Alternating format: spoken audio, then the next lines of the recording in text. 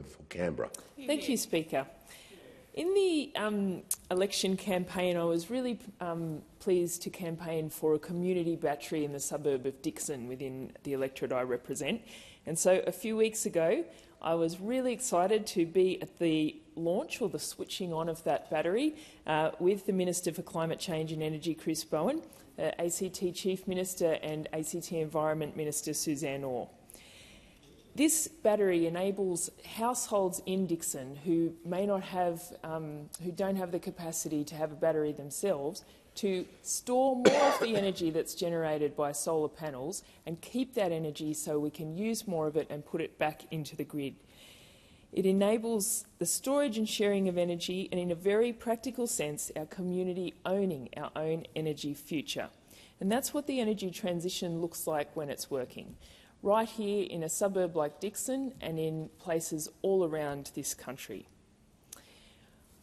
Our Parliament's meeting at a time of great global uncertainty, and people in my community here in Canberra are, really obviously feeling deep concern about the situation globally, but also feeling the impacts here and worried about our energy security and fuel security. So this is a great example of where the renewable energy transition helps us to have more control over our own energy and our energy sovereignty. And what's really important with that is that people who have less capacity to afford some of the personal renewable items need to be supported to be part of that transition, and that's exactly what community battery is about.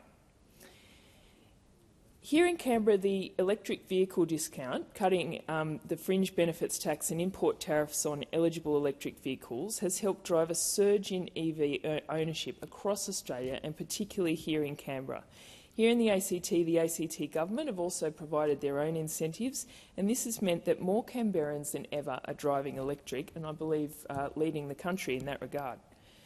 On home batteries, the Cheaper Home Batteries program has now supported over 250,000 installations. That is a landmark number in helping all those Australian households to store energy that they've generated themselves. Energy independence for a huge and growing number of Australian families. And on large-scale renewables, project after project has been ticked off. Offshore wind zones declared, solar and wind farms approved, transmission corridors moving through planning. The pipeline is filling and it is delivering more and more energy. We're getting on with the huge transition to a renewable future. And as I mentioned, at a time where we are faced with uncertainty, these renewable energy sources that we have right here in Australia an abundance of are really a huge benefit to our community and a huge advantage in us making that transition, and at the same time ensuring that we have control over our energy sources. But it's really important that we don't ignore the green divide, and our government has been working hard to ensure that when it comes to that transition, no one is left behind. At the moment, who are the people who aren't feeling the pinch of the higher petrol prices are people who could already afford an electric vehicle. Well, those who aren't sweating on quarterly electricity bills are those who already have solar on their roof.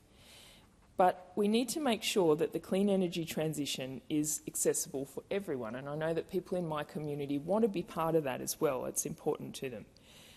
At the moment, renters can't put solar on a roof that they can't own, and most people are unlikely to be in a position to afford the dollars for a new EV, regardless of some of the fantastic incentives that we've provided.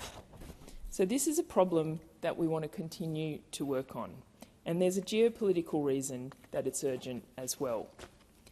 Our renewable resources, solar, wind and hydro, are cannot be caught up in these global conflicts in the ways that the traditional fossil fuels that need to be shipped around the world can. And that's why it's another reason why it's critically important that we focus on the transition to renewables and ensure that no one is left behind in that transition. Thank you.